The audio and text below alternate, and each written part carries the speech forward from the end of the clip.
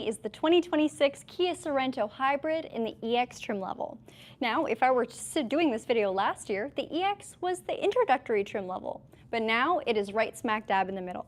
That's right, for 2026, we now have 3 options to choose from, whether you're opting for hybrid or plug-in hybrid. There's an LX, an EX, and an SX too. In today's video, though, we're highlighting everything you get with the EX model. Again, our volume or middle trim. It's a full live streamed walkthrough, so we're talking powertrain, efficiency, interior specs, exterior, and of course the technology and safety in this vehicle. It's also done as a live stream, so no script, no editing, just internet connection, a vehicle, me, and hopefully good vibes. Now let's get right into it, starting off with the exterior, where we'll also pop the hood and talk about the powertrain. Adam's going to grab the camera, and I'm going to mention the price point first. It is $46,395 Canadian for the EX trim level. Now here in Canada, every paint color except black has a $250 paint charge fee, which again, as far as manufacturers go, that is a relatively affordable paint charge. Today we have Interstellar Gray shown. And Interstellar isn't just a good movie, it's an amazing paint color. It has a metallic finish, which means in the sunlight you'll see a lot of definition and sparkle, but under fluorescent lighting, it just looks like a shiny gray. We'll take a look at the headlamps first off, and we have an amber, or orange if you want to call it that, daytime running lamp. Now this was added for the Sorento in 2025 for our hybrids and plug-in hybrids, really giving a more squared off and angular approach to the design of the car. The headlamps are finished with a cube format, so both your low and high beams are cubic lights. This starts on the EX trim level and also translates towards the SX, so our entry model LX will not have the cubic projection.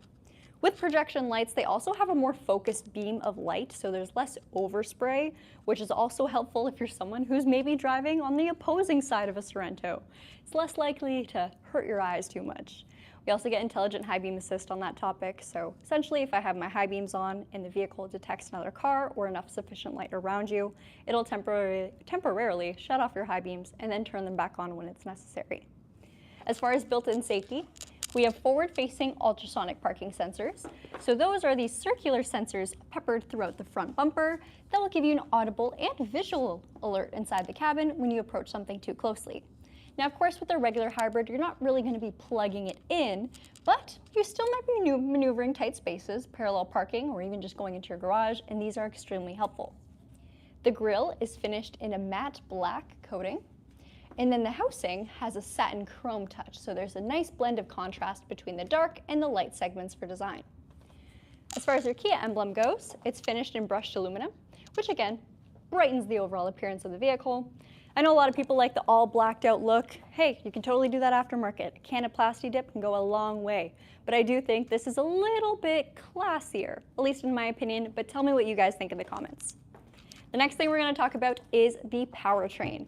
Now, hybrids always make me excited. Now, some people are confused by them. They can seem a little bit intimidating. I will say hybrids aren't exactly brand new technology. Kia's had them for quite a while, with the first one being the Optima hybrid. That was brought to us here in 2011, or for the 2011 model year, and it was a fantastic car. Essentially, with the hybrid, you still have a gasoline engine, and in this case, it's a 1.6-liter turbocharged 4-cylinder gasoline direct injection engine, and we have an electric motor with a high-voltage battery. Now, the high-voltage battery in a regular hybrid versus a plug-in hybrid is going to be relatively smaller, so you don't plug in this car and charge it that way. It does all of its charging entirely by either the engine running or by slowing down, coasting, thanks to regenerative braking. Talk more about that when we get over to the wheels, but when we have these two powerhouses combined, our electric motor and our gasoline engine, we have 227 horsepower and 258 pound-feet of torque. Now that's quite impressive because considering the entry-level Kia Sorento, I was about to say Sportage, in its regular gas variation, no turbocharged engine, that car only produces about 181 horsepower. So, got a smaller displacement engine on this one, way more power, and far more efficiency too, all while having the same size vehicle, still getting all-wheel drive, and getting the Sorento styling. So it is a huge win opting for the hybrid. Your transmission is a 6-speed automatic, and we do have paddle shifters mounted on your steering wheel if you'd like to manually manipulate your gears. We'll talk about the windshield next. It does have an acoustic film on that, and that on it, and that is meant to reduce some wind and road noise, so an overall quieter cabin. Because the hybrid engine is also relatively smaller, and it spends quite a bit of time in EV mode, you can also expect just less driving noise, period. So you're not going to hear your engine running as much, and a lot of the times, especially if you frequently have passengers or listen to music, you may not hear the engine at all. It is very, very quiet. In the center of the windshield, you'll notice we have a small camera, and that camera watches the lanes ahead of you, giving you active safety functions like lane keeping assist as well as lane following assist. These two often get confused as one because they are adjusted by pressing the exact same button on your steering wheel. But lane keeping assist sees the lanes on the road and beeps while giving gentle correction to push you back in if you start to depart or drift away, while the opposite, lane follow assist, sees those same bends or changes in the road and proactively steers you to keep you centered in them at all times. If it's only a one-lane road, so you're on a country road, it does a kind of fake line. It gives I can't think of the word I actually want to use right now. It draws an artificial lane to keep you centered in where it seems a regular road would have its secondary line. So it is a very smart system, more again a proactive function rather than a reactive, beeping, annoying function. Your mirrors are body color with a slight bit of gloss black along the bottom, and then you have a turn signal indicator mounted on the mirror housing itself. When you take a look at the reflective surface, that's where you'll find your blind spot detection alert. So that small icon will illuminate whenever it senses a vehicle in your left or right blind spot. And then if I was actively signaling, I would also get a beep or an audible alert inside the cabin to give me an extra warning that it may not be safe to do a lane change yet. If I still try to change a lane and there's a car in there, my car will revert me back to my originating lane to avoid a blind spot collision. That's not the only collision avoidance on this car. There's a whole lot more to talk about, so hang in to the end of this video. We'll go over everything. Next, we're talking to wheels. So the wheels on this vehicle are a 19-inch alloy. They're actually shared across all trim levels of the Sorento hybrid and plug-in hybrid. That's right, doesn't matter if you get the base model, middle trim, or top model, you're getting this design for your alloys from factory. And it's not a bad design at all. We have a machined finish, so there's quite a bit of gloss black for your spokes, and then our outer portions will have the machined finished bright elements. So just like the contrast we saw in the grille, the same follows through for the side profile of the vehicle, your wheels, your mirrors, your body panels. But back to the wheels, sorry Adam. We'll get a closer look at the brakes too. The brakes on this vehicle are ventilated disc brakes for both the front and the rear, with of course the front ones being larger. Now, I don't know if I mentioned this earlier, but the EX is all-wheel drive. Matter of fact, all Sorentos here in Canada are all-wheel drive standard. Now that is a fantastic thing to note.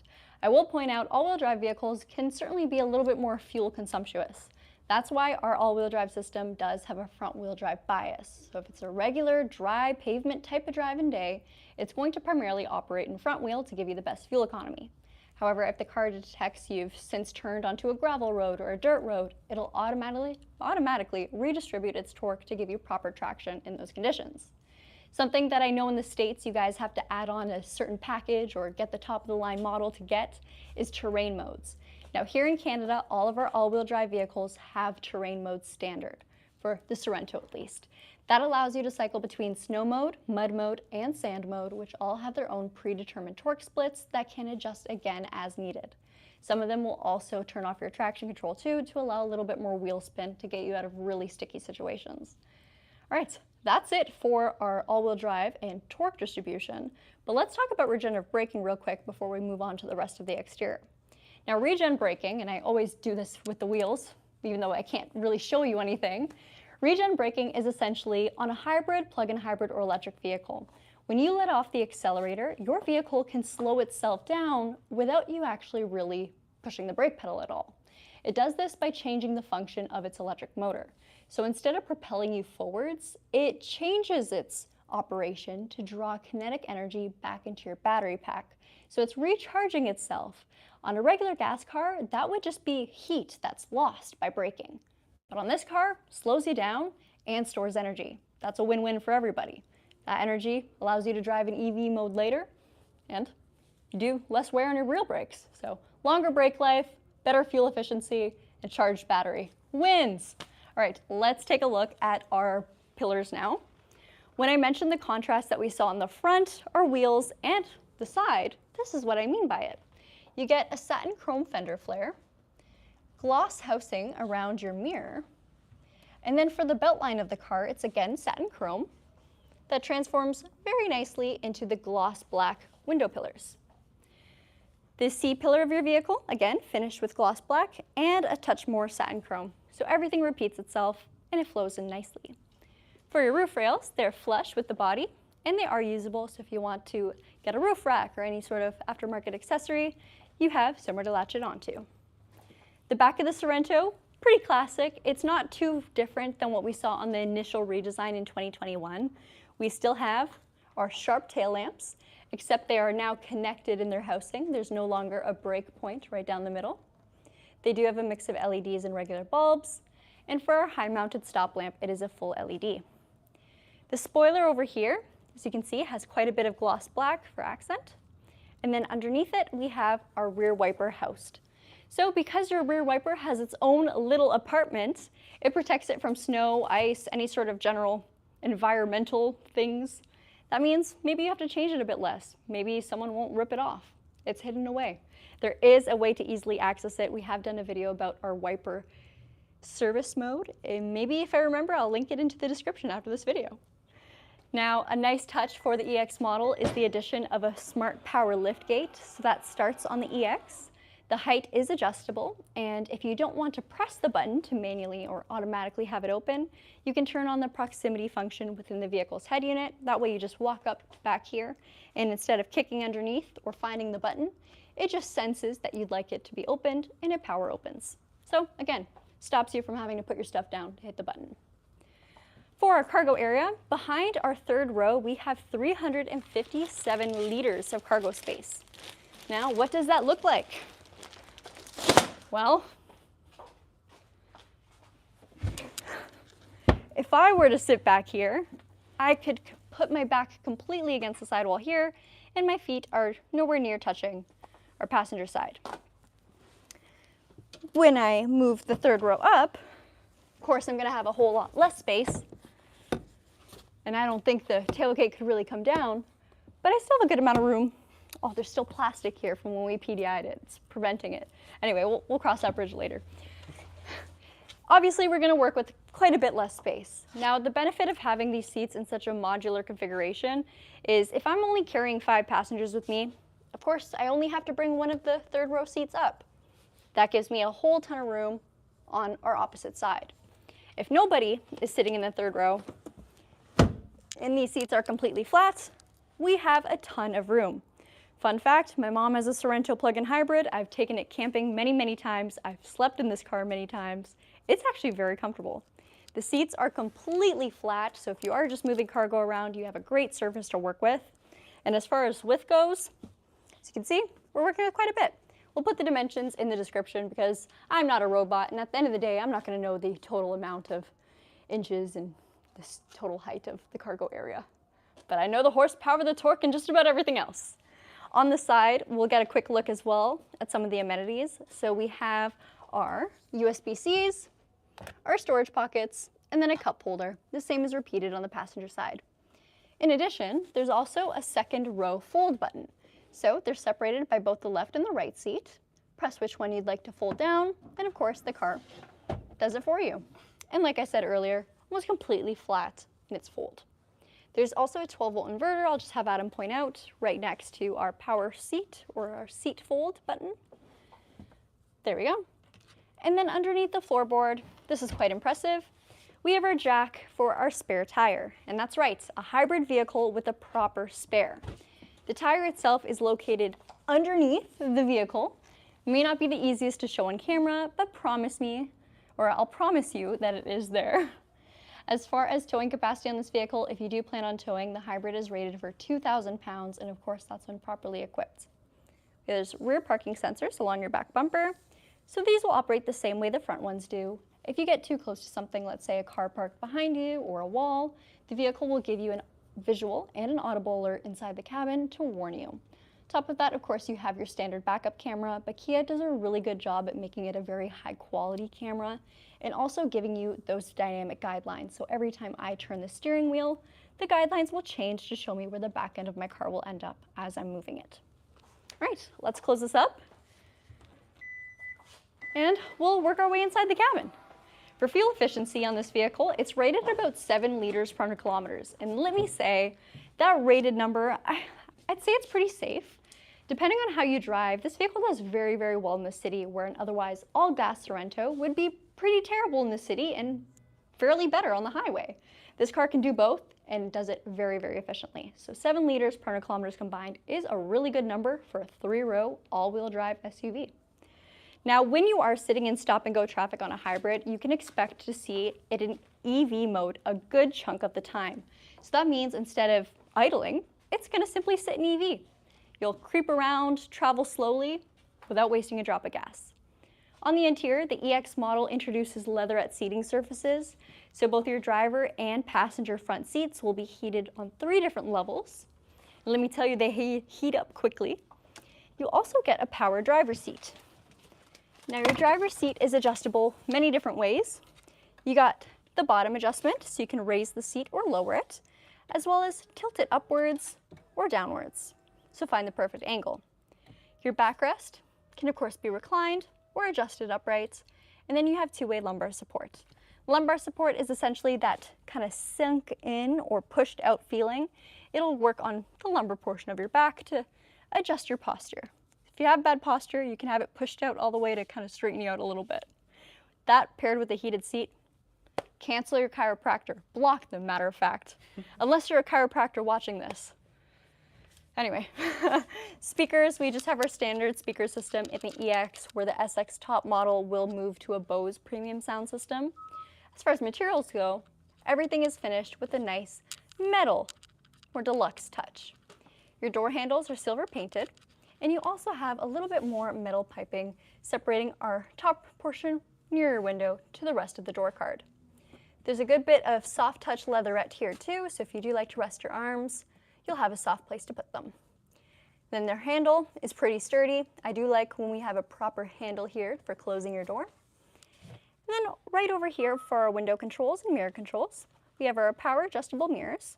They are heated, our door locks, and then an express window for the driver with regular power windows for the rest of the cabin. Your child lock for the doors and also your window locks are integrated into one button. Gonna make sure to turn that off. I feel like every time we film a Sorento, I end up getting locked in the back when it's time to show the 2nd and 3rd row space. So not today, Satan, not today. Left-hand side, we have our brightness adjustment, our liftgate control, and then our traction control. The steering wheel itself, like I mentioned, is heated with 2 different levels, and we have a beautiful design. I believe this design is slightly changed for 2026 too. So we have a little bit of a matte, or maybe more so satin. It's not completely flat. Metal finish along the bottom with a little bit of gloss black for some spice. The left portion will have your driver assistance functions. If it looks a little crummy right now, it's because there's a sticker on top. This will turn on our smart cruise control. The plus and minus allows you to adjust your speed. And then this button here changes the following distance. Now, Smart Cruise Control has 4 preset distances, 1 being as close as possible to the vehicle ahead of you, and 4 being further and further away. I like to call them 1 car lengths, 2 car lengths, 4 car lengths, etc. Is it actually 1 car length? No, it's a little bit more, I would say. It's a very safe distance, so please do not feel scared to use the closest or feel like you have to use the furthest. They are all safe, and all of them will slow you down if you hit stop and go traffic or if there's just any changes in the vehicle speed, the rest of the traffic it's following. Nice thing to do with your Smart Cruise Control is turn on your lane following assistance. So that way, of course, you have the speed monitored by your vehicle, but also the steering touches. If you are someone who does a lot of long distance driving, essentially turning on lane follow assist will save you from doing those constant micro corrections to, keep yourself centered in the lane. The vehicle handles it for you, but you do still have to keep your hands on the wheel and of course pay attention. On the right hand side of the wheel, we have our volume and media controls.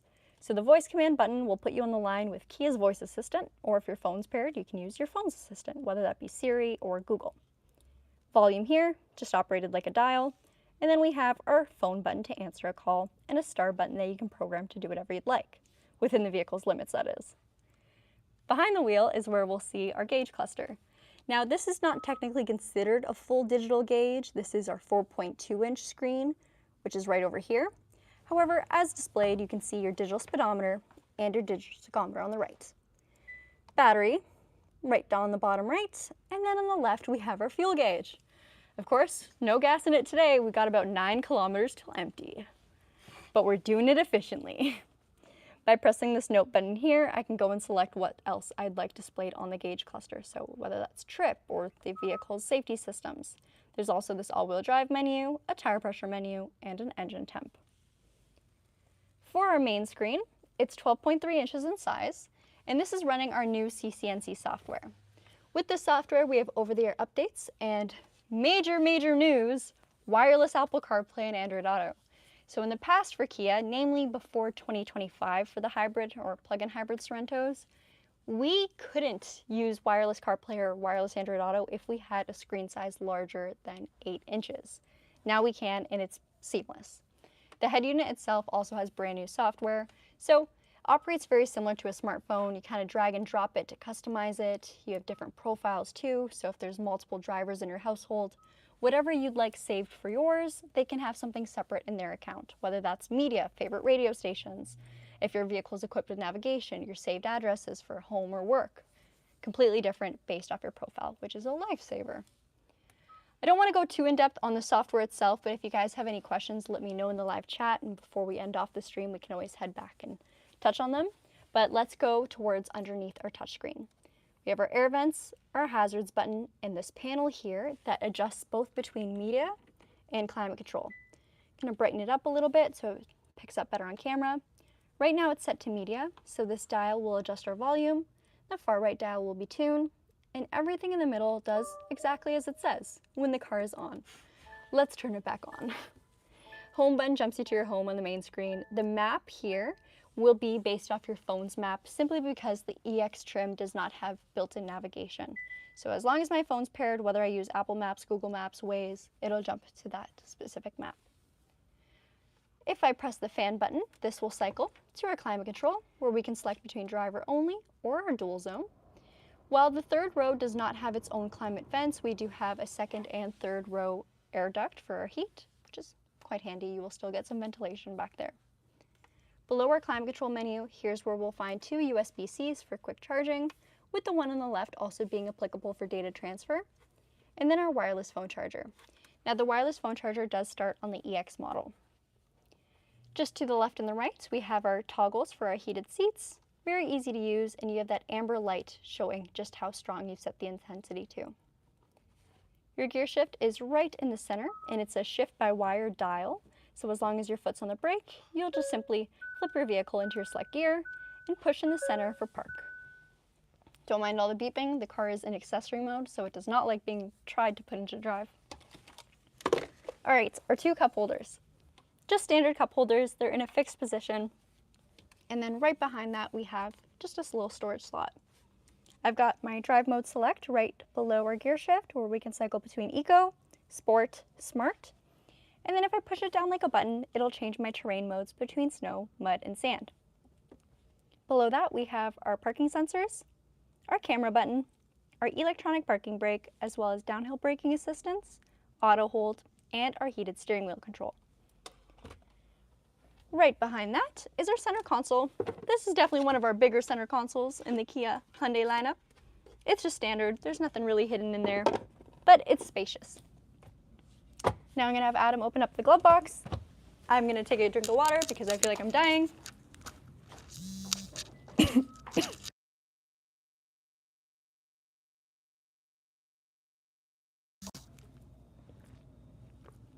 Oh, we're alive. And then we'll also show the passenger seat too. Now the passenger seat controls are manual. You have your backrest adjustment right over here. And then the bar right in the middle will allow you to move the seat either forwards or backwards on its rail. To access the second row, it's very easy. Of course, you got your doors. And with all trim levels of the hybrid and plug-in hybrid Sorento, we have captain's chairs. So that's something I wanted to talk to you guys about while I get the other seat up. For 2026, they've made some changes. Number one, I shouted out right at the beginning of this video, and that was introducing a new trim level called the LX. Now the LX is our new base or entry trim for both PHEV and HEV, that is plug-in hybrid and regular hybrid. In the past, usually our LX model would have a bench seat in the middle, except that's not the case now. It's going to be a captain's chair regardless of your trim. So what does that mean? There's no 7-seater hybrid or plug-in hybrid Kia Sorento. Let me know what you guys think about that. I will say captain's chairs are fantastic if you have kids that fight or if you just want a more premium second row experience. But they can be a bit of a downside if you ever are going on a road trip where you need to carry 5 passengers plus quite a bit of goods. Because, of course, like I showed earlier, when we have one of the third row seats up, you lose a fair bit of your usable cargo space. So tell me what you guys think. Are you picking the lux or the comfort over the capacity? Again, use the comments, let me know. I will say these second row chairs are very wide, they're extremely comfortable, and because it's your own individual seat, you can really customize it and not feel bad about the person next to you.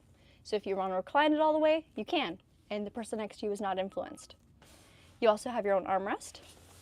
And then if I move myself a little bit, you can see there's individual storage pockets for each of these seats. The seats also move on a rail, so I can bring them forwards or backwards, giving the person sitting behind me more or less legroom. Right now I've moved my seat upwards just a little bit, and I still have tons of space from the seat ahead of me. I'm by no means cramped.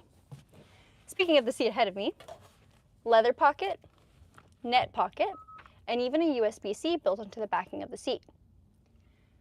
In our center console, or in the back of our center console, we'll find our air vents where we can adjust the airflow in the direction. And then we have a 12-volt inverter just below. The same, of course, is repeated on the back of the passenger seat. Now, I'm going to have Adam quickly show the door card, and I'll kind of just explain what we see there. We have the same metal finishes that we showed on the driver door, a built-in cup holder, and then a bottle holder on the lower portion of the door. I just realized I did exactly what I did yesterday. I did not leave one of the third row seats up for me, but that's okay. To get into the third row, this is the easiest way to do it. It's by pressing the button mounted on the shoulder portion of our captain's chairs. If you do have a Sorento with a bench, of course it's not going to be a hybrid or a plug-in hybrid. If it's just a gas model, you'll have this as well too, but it's going to move, of course, the far right chair and the middle seat. Doing this is going to be a little bit interesting, but we will try anyway. The backings of the third row seats have a little tether that allows you to pull them up. By far easier to do in the cargo area, but we make do. There we go. All right, so I'm going to sit in the far left seat. And here's where we're looking at for space. Headroom-wise, we've actually got quite a fair bit. Now there is no sunroof in this trim level, which almost makes the cabin feel a little bit smaller because there's no light coming in from the ceiling, but I still have a fair bit of window visibility, and because it's a captain's chair and not a bench seat in the middle, I can see right through this little hallway here as to what's ahead of me. I can see the touchscreen up at the front, I can see the driver through the mirror. I still feel like I'm connected to the cabin, which is not bad, seriously not bad. My mom's older Kia Sorento had the bench, and anytime I sat in the third row, I felt like I was cargo. I felt like I was just like a cooler in the back or something. The seats are also quite wide because it's only 2 seats and not squeezed into 3. I have my own personal space here. My feet are going to look slightly elevated, 1 because I'm wearing heels, and 2 because they are elevated. Of course, we got a drivetrain in this vehicle. We've got wheels back here, so it is slightly raised. This also does give me more visibility over the cabin, over the person ahead of me. So again, I don't feel like I'm looking at the back of a seat all day. It is a fairly comfortable third row. I'm going to take the camera from Adam again, just to show you guys what we've got along our sides. So as we pointed out earlier, USB-Cs on either side, as well as your own cup holder and storage pocket. Show you on mine, same thing repeated. When you're going to hop out of the third row, there is a small handle integrated onto the side that allows you to brace yourself for support. And these little clips here are meant for your seat belts. So let's say you have no rear passengers. Oh, there we go. Let's say you have no rear passengers and you just need all the space back here for moving your cargo or your goods. You're going on a camping trip. You can get the seat belts out of the way, that way your goods don't get stuck on them, which is helpful. They thought of that. My hair's in my mouth, I'm out of breath, but I think it's time we do a little bit of a Q&A before we end off today's video. So let's scroll and see what you guys have to say. I saw Zoran was on because there's a bunch of chats deleted by him. Very nice, but I'm eyeing the 2026 Santa Fe. That has my heart set. Hey, and that's still a great car. If you guys didn't know, the Sorento and the Santa Fe are largely the same vehicle. Now, one thing about the Santa Fe, there is no plug-in hybrid option for its current model year. We do have a hybrid though, and they have quite a bit of good trim variation for their hybrids too. Ooh, sorry, I'm moving this around a little too much. Okay, Ryan also mentioned the MSRP in the chat again, and I'll mention it to you guys on video too. We're at 46,395 Canadian. Eduardo said, please like and subscribe. Eduardo's always got some good knowledge in the chat. I agree with Eduardo. Okay, a couple of go Jays. Some people saying go Dodgers. Guys, you realize this is a Canadian channel, right? Go Jays, definitely go Jays. Should you always put the handbrake on when parking or just use the P function? So, I mean, I only use the parking brake if I'm in a manual vehicle, just because you kind of got in that case. Now, there is, Adam, for example. Adam's our co-op student and he's on camera. Every single vehicle I get in that Adam has driven has the parking brake on. And that is typically not the most standard practice here in Canada, at least if you drive automatic. So, I mean, you're not going to destroy your car by not using your parking brake. Sure, it can be a good habit. I would say maybe with used cars, especially if, Adam, we're going to have a discussion right now.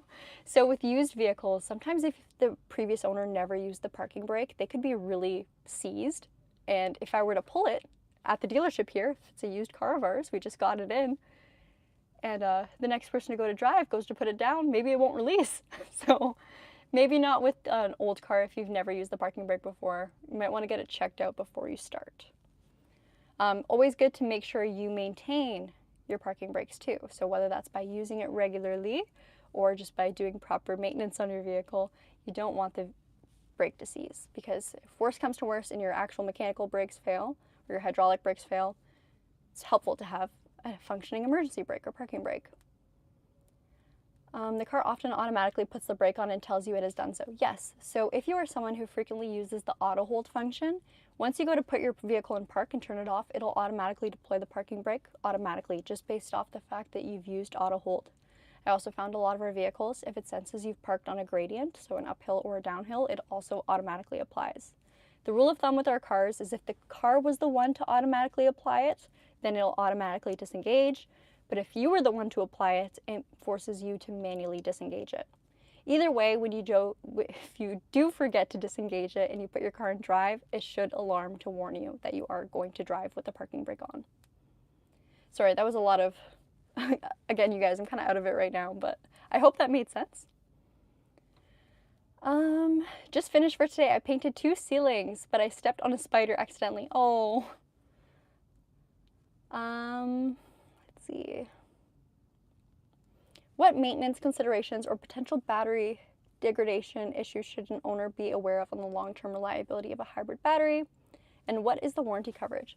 So for warranty components on EV, hybrid, or plug-in hybrid specific components, that of course would be your battery, your electric motor, that is 8 years, 150,000 kilometers, compared to the regular powertrain, which is 5-year, 100,000. That again is here in Canada, so in the States, your warranty coverage may vary. Now, as far as battery degradation, well, I can't speak English today. When we talk about, quick battery degradations, often in relation to charging, and when it's in relation to charging, it is more so in relation to DC fast charging, that is your quick public chargers. Just like charging your phone, when you're using a fast phone charger, while it's very convenient, I mean, my phone's fully charged in 20 minutes, that's not good for the long-term health of your battery. So slower charging is optimal. Also, high changing conditions. If you're experiencing very, very frequent freezing conditions or very, very high temps, that can also impact the lifespan of your battery. So batteries' lives are based in cycles. How many charge cycles do you have?